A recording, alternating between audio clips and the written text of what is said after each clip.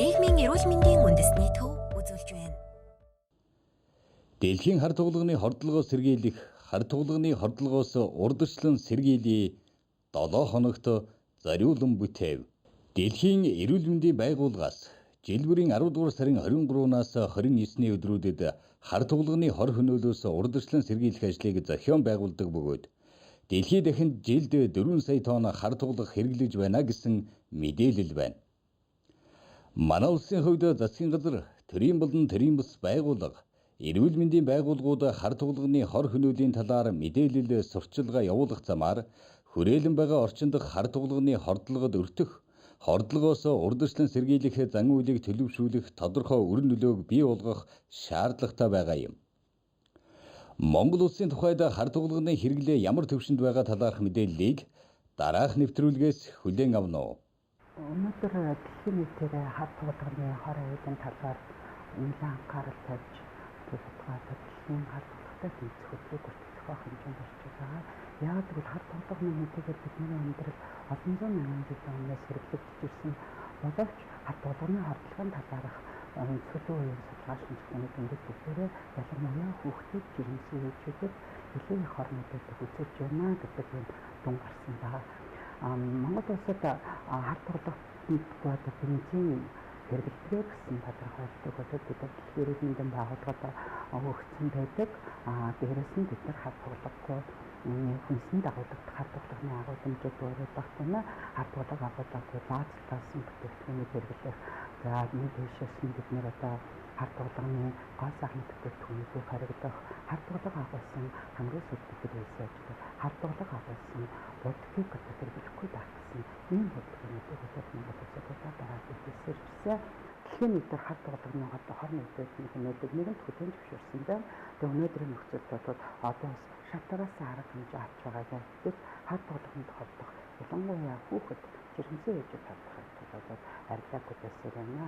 Үнэхээр бид манай орны засгийн газар болон төрийн баа төрийн бас байгууллагын анхаарлыг энэ хар тулганы хор хөнөөлийн талаар мэдээлэл сурталчилгааны материалыг бүрдүүлдэг ард иргэдэд энэ хор аюулыг мэдээлдэг, таниулан мэдээлэх чиглэсэн нийгмийн эрүүл мэндийн олон талын арга хэмжээг авч явж байна. Аяны хүрээнд хар тулганы хордлогын эрсдлээс сэргийлэх чиглэлээр ямар арга хэмжээ авч хэрэгжүүлэх нь зохистой талаар засгийн газрууд холбогдох байгууллагууд, үйлдвэрлэл үйлчилгээний салбарынхан болон олон нийтэд мэдээлэл хүргэх зорилготой. Хар тулга бол ер нь дэлхийд байгаль орчинд маш ихээр тархсан хамгийн тогтвортой байдаг бодисуудын нэг гэж нэрлэгддэг газрын хөрсөн дээр түүнээс гадна ер нь үйлдвэр аж ахуйн газар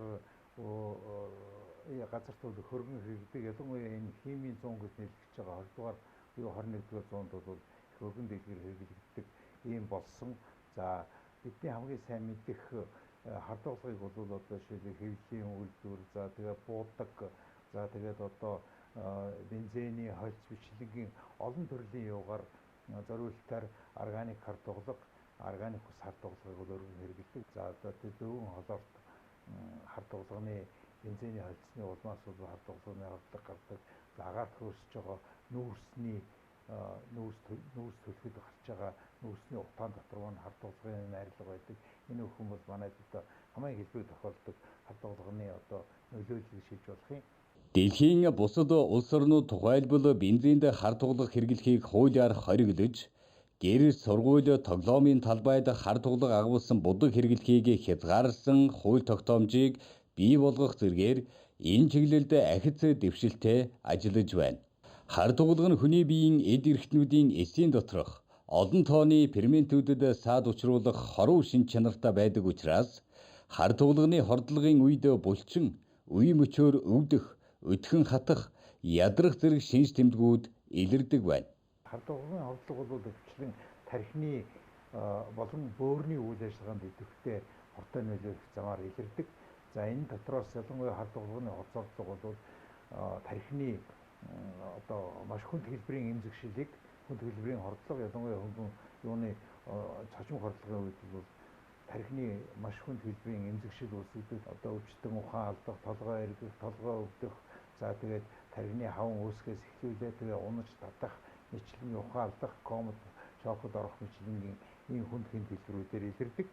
архаг хордлогын үед бол харин хар тоглооны хордлого бол илэрхий шүд аман дээгүүр хар тууралт гарах, нүүр харлах, арьсан дээгүүр янз бүрийн өрөвсөл, шархлаа маягийн өөрчлөлт гарах. За тэгээд мэдрэлийн талын өөрчлөлтүүд бол ялангуяа захын мэдрэлийн талын өөрчлөлтүүд нэлээд илбэг гардаг. Энэ дотор бол тавхаа унжих, галуун тавх гэж нэрлэдэг саруу унжих, мэчлэнгийн хүн хөлөө өргөөд гараа өргөөд явахдаа заавал одоо саруугаа унжуулдаг, тавхаагаа унжуулдаг, энийг галуун тавх гэж нэрлэгддэг. Анхаа ухаанд ийм шинэлэг илэрнэ. За мэдрэлийн мэдрэл судалдагсан одоо тэр хөл гарын үе өчний өвдөлт нэлээд хэмжээтэй илэрдэг. За ингээд цаашаа их удаан хугацаагаар хар тоглооны өвчин одоо үргэлжлэх юм бол өөрийн ажиллагаанд ноцтой нөлөөлдөг. Хар тоглооны хэмжээг сусан тодорхойлдог манай орчин үеийн лабораторийн хүчин чадал бол Монгол орны хэмжээнд шалгаагүй, дэлхийн олон нийтийн хэмжээнд шалгаагүй нэлээд одоо өндөр түвшинд хүрсэн. Манай улсад бол хар тоглоомыг сусан тодорхойлох, орчин тодорхойлох ийм хүчин чадалтай лабораториуд бол улсын болон хоёрын хөгжлийн байгууллагууд бол сүүлийн үед нэлээд одоо идэвхтэй үйл ажиллагаа явуулж байгаа. Хар тоглооны хордлогоос урьдчилан сэргийлэх зорилгоор бол орчинд байгаа хар тоглооны хэмжээг тодорхойлдог. Орчинд байгаа хар тоглоо хэвээ өндөр байх ёстой нормоос өндөр байх юм бол энэнд эрсдлийн үнэлгээ хийгээд хүний биед нөлөөлж өссөн байх юм бол нийгмийн эрүүл мэндийн болон анхаа шатны байгууллагуудын эмнэлгийн тусламжийн үйл ажиллагааг хамруулах нь зүйтэй. Дэлхийн нийтээр хар тоглооны хор хөнөөлийг хүлээн зөвшөөрч олон улс орн шатраасан арга хэмжээ авч байгаа хэдий ч хар тоглогод хордох ялангуяа хүүхэд насндаа өртөх асуудал эрүүл мэндийн тусламж үйлчилгээний байгууллага болон нийгмийн эрүүл мэндийн ажилтнуудын анхаарлын төвд байсаар байна.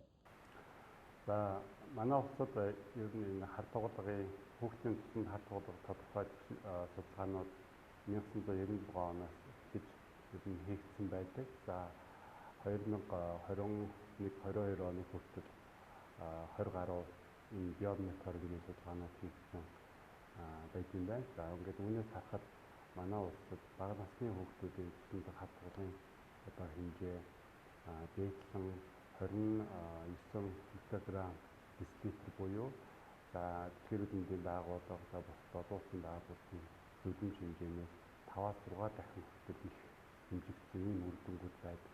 За тухайлбал Эрдэнэ дарханд нийгмийн мэндийн сургуулийн судлаачдын хийсэн Эрдэнэ дархан хотын хүүхдүүдийн тусламж хар тоглоом судалгаа байна.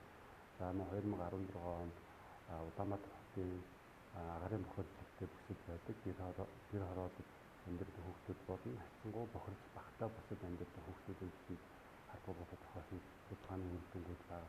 Тэгэхээр эдгээрийг хараад байхад ер нь нийтлэлээрээ бол энэ хүүхдийн тусламж хар тоглоомын хэмжээ манай Монгол улсын хэмжээнд дэлхийн нийтэд мөрдөж байгаа зөвлөмж хэмжээнээс хэтэрсэн ийм одоо ерөнхий төлөв хандлага бол харагдаад байгаа. Хар тоглоомыг тодорхойлох судалгаануудын одоо үр дүнгээс харахад энэ хүүхдийн тусламж хар тоглоом одоо бохирдол их байгаад байгаа шалтгаан нэгдүгээрт бол агарын бохирдол байна. Хоёрдугаарт бол хүнсний одоо үндэсний ус хүнсний бүтээгдэхүүнийг боловсруулж байгаа галтгооны цав хэрэгсэл зэрэг ийм зүйлүүд бол гол одоо бохирдлын их үүсвэр болж байна. За түүнчлэн нь бас барилгын хүүхдийн одоо сургууль цэцэрлэг зэрэг барилгын материалын зэрэгт хэрэглэж байгаа барилгын материал тэр дундаа энэ будагч одоо ийм одоо барилгын материал дагуулгад хар тоглоомын хэмжээг бас анхаарч үзэх шаардлагатай байна.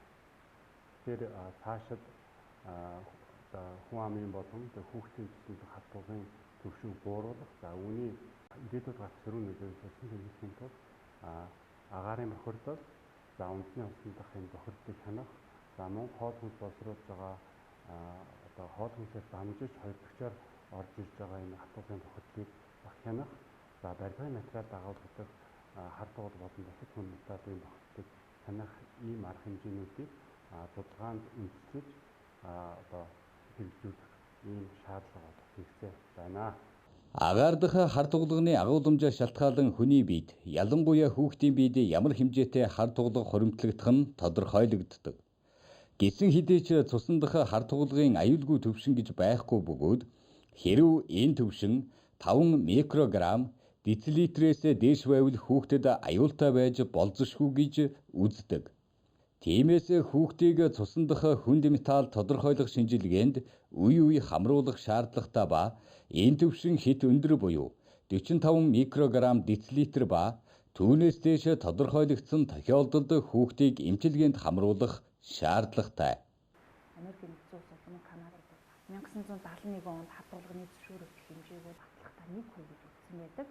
Ингээд 77 онд хэрэглээний бүтээгдэхүүний аюулгүй байдлын комисс ихэнх хадгалганы бодлогыг 0.6% байж байгаа юм буюу хуурай жимдээ гэсэн үгтэй. Ингээд бодоход 0.6% байвал аюулгүй гэж үзсэн бол 2009 оноос эхлүүлээд 0.9% байхыг бол хадгалганд энэ хэмжээний хадгалга авсан бодлогыг бол аюулгүй гэж үзэж байгаа. Хадгалганы нөөц аль улсад илүү байна вэ гэхээр дэлхийн нийтийн хэмжээнд 90.4 сая тонн хадгалганы нөөцтэй гэж үздэг. Үүнийг бол 36 сая нь Австрали улсад байдаг. Энэ нийт 100% гэж үзэх юм бол 40% эзэлдэг.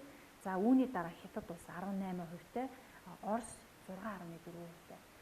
Тэгэхээр нийтдээ жилдээ 4500 мянга орчим тонн хадгалга үйлдвэрлэхэд үүний 46.7% буюу 2100 тонныг Хятад улс дангаараа үйлдвэрлэдэг. За үүний дараа бол Австрали, Перу, Америкийн нэгдсэн улс, Мексик, Орос гэдэг 5 гол оронтой. Бусад улс орнууд бол 20.9% нийлээд үүсгдэг байна. За үүний дараа хадгалгыг дахин бүтээгдэхүүнд ашигладаг улс орнуудыг ингээ үзэх юм бол 11,320 мянган тонныг жилдээ дэлхийн нийтээр бид нар хэрэглэдэг байна.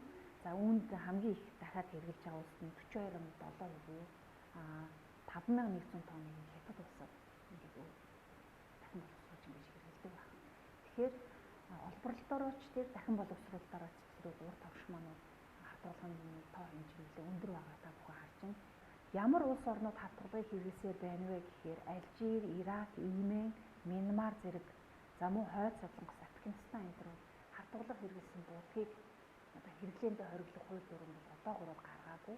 Эдгээр орнуудад хэрэглэсээрээ за манай Монгол улсын хувьд ч гэсэн яг энэ юундаа адилхан эдгээр улсуудад хадгалганы буудгийг хэрэглэх үед тотомж биелэлтийг хараахан гаргаагүй ингэ явж байгаа.